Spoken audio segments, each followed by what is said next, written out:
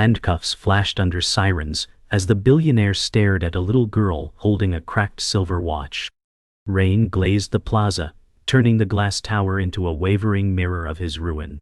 The officer said, "You can speak if you wish," and the crowd leaned in like a single animal. He lifted his chin, but his voice stalled in the blue light. A reporter's drone hovered, hungry for a fall that fit the headline. The girl said, "It stopped," and she tipped the watch so he could see the frozen minute. A voice from somewhere above said, "He built an empire, but he couldn't save her." He felt every syllable like gravel in his teeth. He had bought time for markets and starved it from rooms that needed breath. The cuffs said more than any statement could. His reflection in the tower looked like a stranger who had outrun sleep and found a wall. The officers said, "Move him," and the line of cameras followed like tide. He did not look away from the child, because the watch was the only honest clock in sight. The girl asked nothing else, and that was the worst part. The tower swallowed the night as the elevator lifted him to the top floor, and he stepped into an office that still smelled like victory. "I'm the magazine said Time Person of the Year from the coffee table, and his own smile felt like a lie with teeth. The assistant said, "We can draft a statement," but the room heard only the rain scraping the glass. He tried to swallow, and his throat answered with dust. He placed his forehead to the window and watched the plaza shrink into a wet mosaic of sirens. He could count the quarters he had saved, but he could not count the minutes he had taken. The reporter on TV said, "Sources confirm the memo," and the floor flexed under his shoes. He whispered, "I ran out of time," and the HVAC hummed like a tired heart. He slid the magazine aside, and his smile did not move. He kept his hands open on the desk because fists felt like lies. The board thread lit his phone like a flare, each message a clipped command wrapped in courtesy. The chair said, "We need calm, and then we need control," and the shift tasted like metal. Legal said, "Deny intent," while PR said, "Express regret," and both sounded like math over a grave. He scrolled past the word optics as if it were a map to safety. Outside, a maintenance worker pushed a vacuum in careful lines, and the sound was almost kind. He thought of the child's watch and the frozen minute that refused to heal. The CFO said, "We have options," and the elevator dinged like a bell at a small church. He typed nothing, because every sentence felt like a lock he could not open. He stood very still and let the silence name him. He walked the corridor lined with awards that had once felt like shields, and each plaque now looked like a receipt. The security chief said, "Media at the lobby," and his nod felt older than his bones. He passed the wall of donor photos and paused at a smiling child he did not know. The caption said, "Futures Fund," and his stomach folded.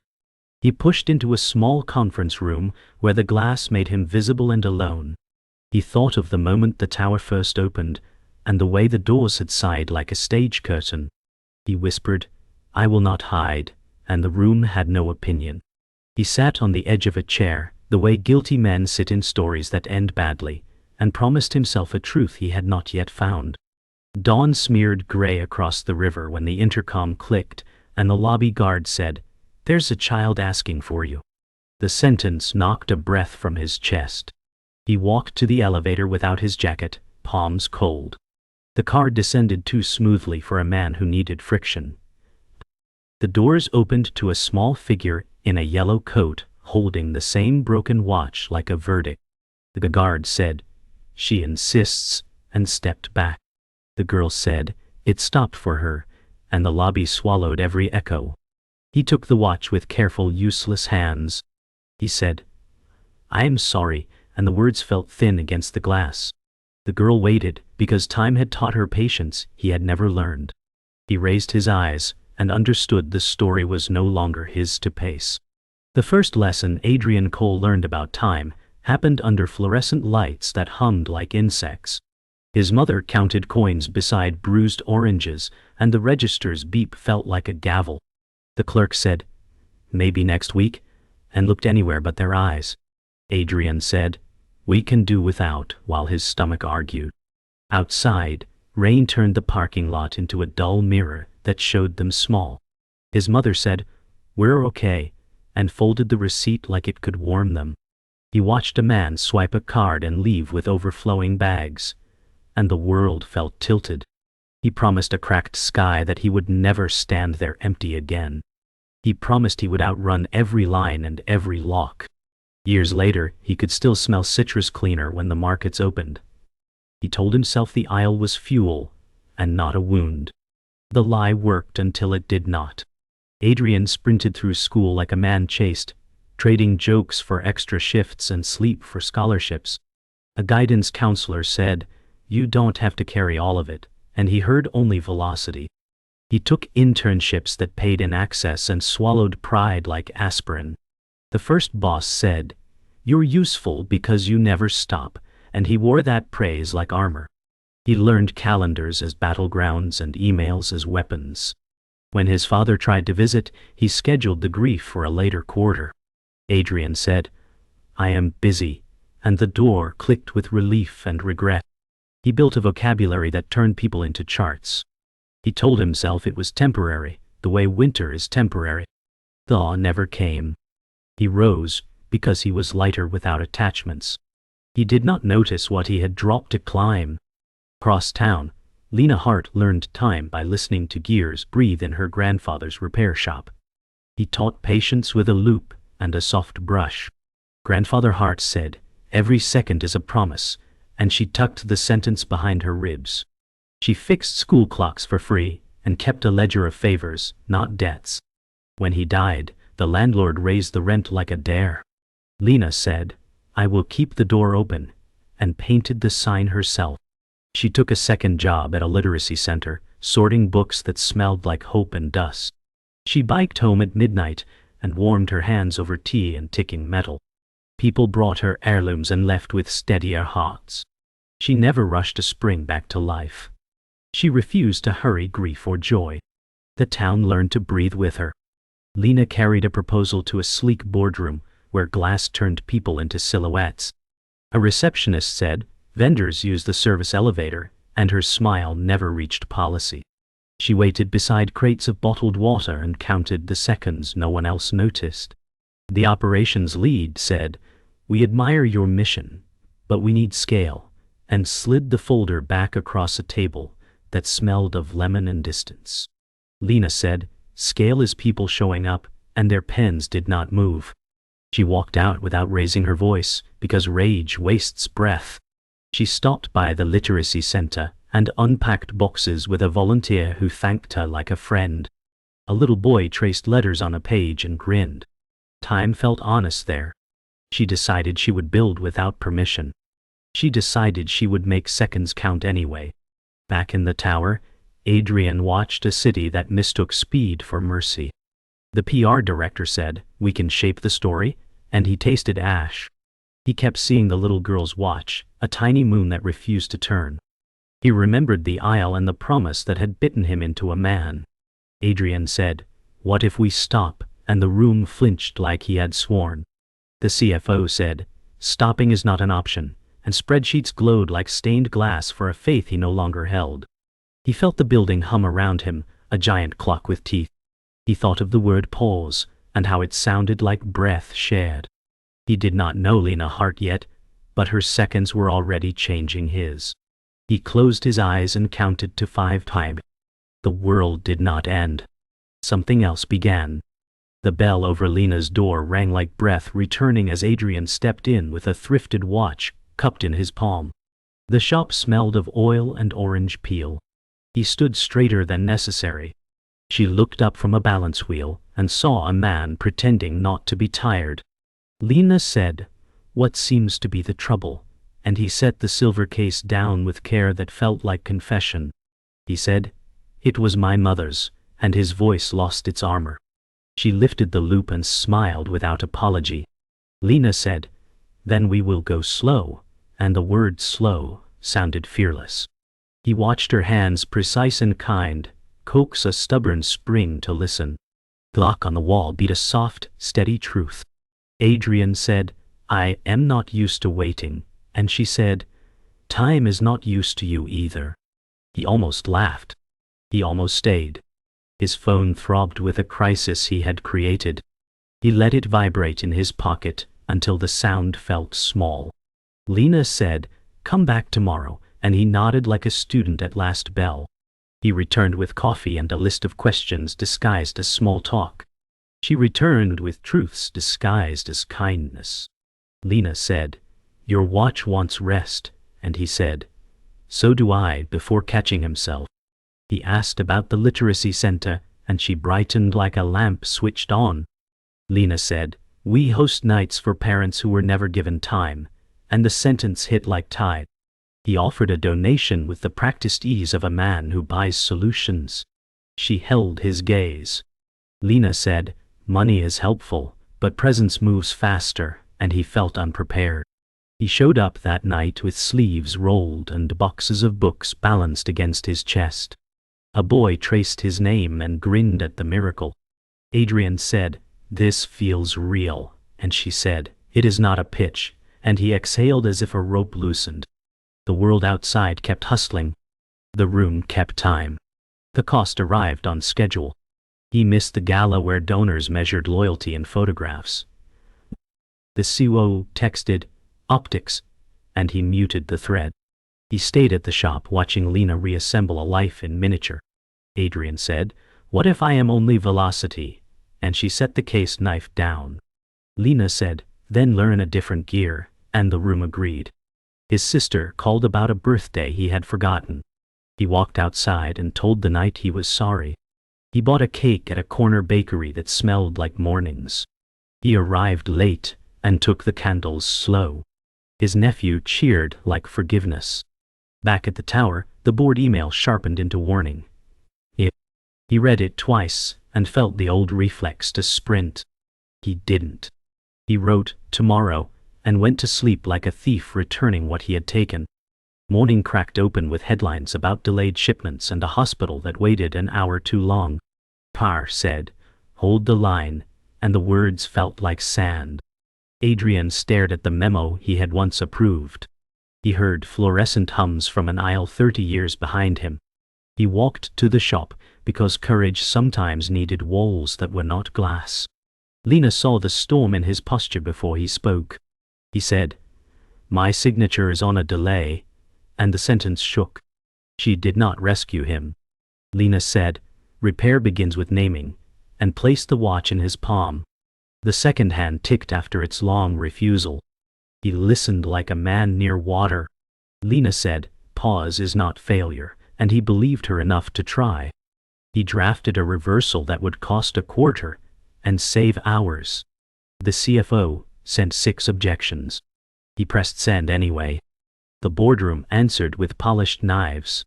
The chair said, "We do not pivot under pressure," and he said, "We pivot under truth." Silence tightened. A director laughed the way gatekeepers laugh when they smell risk. Adrian said, "Speed without oxygen is vanity," and someone wrote it down to quote against him later. He proposed a pilot that funded direct routes to clinics and named Lena as community lead. The COO whispered, "Conflicts," and he replied, "Interests can be aligned with breath." The vote stalled. He walked out before they could trim the idea into a slogan. Outside, he found the city walking at a human pace. He texted Lena, "If they refuse, I will do it anyway." And she answered, "Then start." He bought a whiteboard and a map. He marked routes like arteries. He chose to be useful before being safe. The headline hit like a siren at dawn, splashed across every screen in the tower lobby. The article said, "Priority Deferment Program Tied to Hospital Delay," and his name burned in the subhead. Heir said, "We control the narrative," while his stomach folded. He opened the document cache and saw his own approval stamped clean and cold. The CFO had typed, "Penny saved his second one," and he tasted metal. He called Lena before the board could ring, and she answered on the first buzz. Adrian said, "I signed a delay that cost an hour," and the words shook. Lena said, "Name it in daylight and undo it in practice," and the line steadied him. The chair summoned him for 7 sharp voice, clipped like a blade. He closed the screen and felt the tower hum like a clock he no longer trusted. He whispered, "No more shadows," and walked toward the glass. He found Victor Hale in a corner office that smelled of cedar and victory. The mentor said, "Damage control first," and slid a talking points sheet across the desk. Adrian placed a printout beside it, showing vendor wires to Northbridge Holdings. He said, "Northbridge is yours," and Victor's eyes did not blink. Victor said, "You were always the useful face," and the floor tilted. He saw years of loyalty distilled into a lever he had never held. Adrian said, "You fed the program for margin and masked it as efficiency." And the room cooled. Victor smiled the way gatekeepers smile at closed gates. He added, "Stand tall, take the heat, and doors stay open, like mercy." Adrian pocketed the ledger copy and stood. He said, "I am done being useful," and the cedar smell turned bitter. Lena pulled a shoebox from beneath the counter and set it between them like a map. She unfolded a yellow receipt with her grandfather's careful script. The line read, "Silver pocket watch, case 1172, repair for E. Cole." Adrian felt the breath leave and not return. He said, "My mother pawned time and bought groceries, and the shop seemed to hold him up." Lena said, "Your family has been here longer than your tower," and the clock on the wall agreed. He traced the faded stamp and saw the aisle again, fluorescent and bright. She did not touch his arm, which felt kinder than comfort. Adrian said, "I built a life to outrun this room," and the truth sat between them. Lena said, "Then let this room change how you run," and pushed the receipt toward him. He folded it like a promise. The emergency board meeting crackled like a live wire. The chair said, "Resign and stabilize," and etiquette tried to sound like mercy. Adrian laid the ledger copies on the glass and spoke names with care. He said, "Northbridge is controlled by Victor and a trust tied to this room," and silence thinned. The CFO reached for outrage and found none that fit. A director whispered, "If this is true," and the city seemed to lean in. Adrian said, "I will file with the Attorney General at 4, and the word 4 felt clean. The vote moved like a storm front and ended on suspension. Security pinged his badge, red with a soft, cruel beat. He stood without drama and collected nothing but the folder. The tower watched him like a monument dragged off its base. Reporters swarmed the plaza as clouds stacked over the river. He walked past microphones like buoys in a rough channel. He said, "I approved a delay, and I am accountable," and the air changed. He added, "I am turning over vendor ledgers and forfeiting bonus," and cameras blinked. Inside, regulators rode elevators he no longer owned. In the shop, Lena watched on a small screen and turned the sign to closed. She texted, "Do the right thing, especially when it ruins the easy thing," and he breathed. He handed a drive to an investigator who thanked him like a formality. The officer from the first night nodded once, almost human. The elevator doors shut on him alone, and the descent felt honest. He looked at his hands and saw they were finally empty enough to hold something true. The conference center smelled faintly of burnt coffee and anticipation. Rows of chairs faced a single podium lit by a clinical spotlight. Adrian stepped into the beam, hearing the low rumble of side conversations still settling. He said, "You've heard the headlines, but you haven't heard the truth," and the words cut through the hum. He spoke of ledgers, of trust, of how silence can be as corrupt as fraud. Faces stiffened, some in disbelief, others in reluctant respect.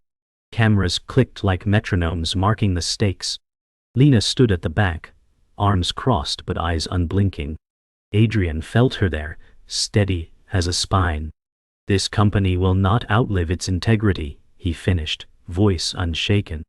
The room did not erupt, it inhaled, as if holding the moment to decide what came next. Backstage, the legal team descended like hawks, papers in hand, whispering about liabilities and strategy. Adrian brushed past, pulling out his phone to read a single text from Lena. "The right thing feels wrong until it's done." He closed his eyes briefly, letting the words sink into the cracks. The CFO appeared, jaw tight, demanding to know if Adrian understood the market reaction this would trigger. "I understand better than you," Adrian replied, his voice calm. He walked toward the service exit, leaving the roar of the conference behind. Outside, the city's late daylight painted the glass towers in fire and gold. For the first time in weeks, he let the air fill his lungs without tasting iron. The next morning, Adrian walked into the watch shop as Lena arranged vintage timepieces in the display. He placed the folded pawn receipt on the counter between them. "It's yours now," she said without looking up. "No," Adrian replied. "It's ours, because I don't want to carry it alone anymore." She met his eyes then, the corner of her mouth lifting.